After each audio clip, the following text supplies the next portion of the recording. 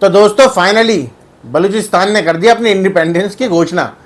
और करे क्यों ना, साला वो भी परेशान हो गया था, वो भी इन पाकिस्तानियों से इतना परेशान हो गया था कि उसने कहा कि भैया no more Pakistan, only Balochistan.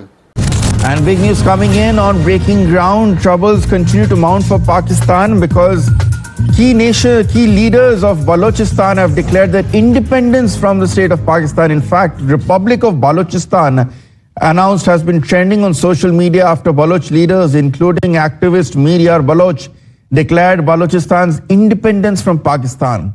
समझ रहे हो कहने का मतलब? यानी कि उसने भी अपना इंडिपेंडेंट घोषित कर दिया, और घोषित ही नहीं करा, यानी कि उसने इंडिया वालों से, इंडियन गवर्नमेंट से, इंडियन वालों से तो क्या, इंडियन गवर्नमेंट से मदद मांगी है। और ये कहा है कि जो 71 के समय पे हमने इनके 93,000 सैनिकों की कम्बल कुटाई करी थी ना, और उनकी जो बंदूकें रखी थी, सिर्फ वो बंदूकें हमें दे दें, और साथ साथ में उसके साथ हर बंदूक के साथ 10-10 गोलियां दे दें।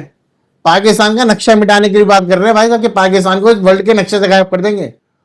He came out and he had appealed to the Indian government that the 93,000 guns that these cowardly Pakistani soldiers had surrendered to the Indian forces in Dhaka kindly gave us those 93,000 guns with 10 additional bullets, and we are going to engage them in Balochistan, and they are not even going to dare to come to your line of control.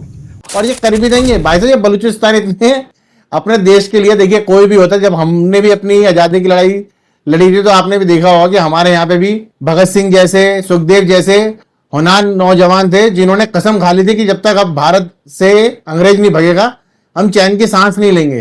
तो ऐसे ही आज वो बलूचिस्तान के अंदर भी वो लोग हैं जो अपनी इंडिपेंडेंट के लिए लड़ रहे हैं, और वो इंडिपेंडेंस किससे मांग रहे हैं? वो मांग रहे हैं पाकिस्तान से। यहां तक कि उन्होंने ये भी कह दिया हिंदुस्तान की गवर्नमेंट को कि आप हमें दिल्ली के अंदर एक अपनी एम्बेसी खोलने के लिए परमिशन दे दीजिए। In the middle of rising tensions between India and Pakistan, a known Baloch writer, Mir Yar Baloch, has claimed Balochistan's independence from Pakistan. He has called on the Indian government to allow the opening of a Baloch embassy in New Delhi. Mir Yar Baloch, known for advocating for the Baloch people, made announcements in a series of posts on social media platform X. क्योंकि आज तक पाकिस्तान ने कभी उनको कुछ दिया नहीं, हमेशा उनसे लूटा ही है। उनके जो पाकिस्तान के मिनरल हैं, जो पाकिस्तान कहता है हमारे मिनरल है, वो सारे के सारे जो जितने भी मिनरल्स है, कोल, गोल्ड और जितने भी ये और मिनरल मिलते हैं, तांबा वगैरह, ये सब बलूचिस्तान में ही मिलते हैं। और बलूचिस्तान से निकाल के ये सारा पाकिस्तान चाइना को बेचता है और अपनी इकोनॉमी को बढ़ाता है।